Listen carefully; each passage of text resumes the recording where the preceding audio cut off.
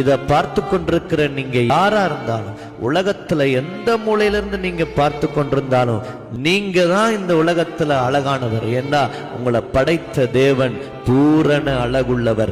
எல்லாவற்றையும் வார்த்தையினால படைச்சிட்டு உங்களை படைக்கும் போது மாத்திரம் தன்னை போலவே இருக்கணும் என்று சொல்லி தமது சாயலாகவும் தமது ரூபத்தின்படியையும் மனுஷனை உண்டாக்குவோமாக என்று சொல்லி ஒவ்வொரு அவயங்களாய் பார்த்து பார்த்து செதுக்கி செதுக்கி வணைந்தார். எனக்கு பிரியமானவர்களே, வணைந்தது மாத்திரமல்ல, தன்னுடைய ஜீவ சுவாசத்தை, தன்னுடைய மூச்சு காத்தையே ஊதி உங்களுக்கு ஜீவன் கொடுத்தார். எனக்கு பிரியமானவர்களே, இன்றைக்கு அவரை போல எனக்கு நிறம் இல்லை, நான் கருப்பா இருக்கிறேன். இவரை போல எனக்கு உயரம் இல்லை, நான் குள்ளமா இருக்கிறேன்.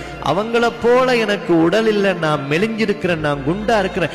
என் மூக்கு இப்படி இருக்கு, என் வாய் இப்படி இருக்கு, என் கண்ணு இப்படி இருக்கு, என் காது இப்படி இருக்கு, என் முகம் இப்படி இருக்கு, என் தோற்றம் இப்படி இருக்கு. உங்களை பற்றியே நீங்க குறைவா நினைச்சு கொண்டிருக்கிறீங்களா? உங்களை பற்றி குறைவா சொல்ல உங்களுக்கே எந்த உரிமை இல்லை.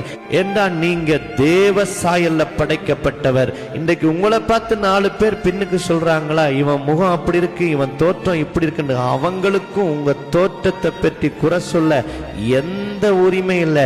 ஏண்டா நீங்க தேவ சாயல்ல படைக்கப்பட்ட மனுஷன். அவங்க உங்களை குறைவா பேசல, உங்களை படைத்த தேவனை குறித்து குறைவா பேசுறாங்க. இந்த உலகத்துல எந்த மொழி பேசுறவங்களா இருக்கலாம், எந்த இனத்தை சேர்ந்தவங்களா இருக்கலாம், எந்த மதத்தை சேர்ந்தவங்களா இருக்கலாம், எந்த மனிதனுடைய தோற்றத்தை குறித்தும் எந்த மனிதனுக்கும் பேச எந்த அதிகாரம் இல்லை. ஏண்டா எந்த மனுஷனும் தேவ சாயல்ல படைக்கப்பட்ட மனுஷன். இந்த உலகத்துல நம்முடைய தேவன் பூரண அழகுள்ளவர். அழகில் சிறந்தவராய் இருப்பாராய் இருந்தா அவர் சாயல்ல, அவர் ரூபத்துல படைக்கப்பட்ட நீங்களும் பூரண அழகுள்ளவர் தான். உங்களை பற்றி குறைவாய் பேசுறத நினைக்கிறத இன்றோடு நிறுத்திட்டு உங்களை படைத்த தேவனுக்கு, ஆண்டவரே உம்முடைய சாயலாக உம்மது ரூபத்தின்படி உம்மை போல அழகா என்ன படைச்சிரே, அதற்கு உமக்கு நன்றி என்று நன்றியுள்ள இருதயத்தோடு எப்பொழுதும் கர்த்தருக்கு நன்றி செலுத்துவோமாக. நீங்க தான் இந்த உலகத்துல மிகவும் அழகானவர்.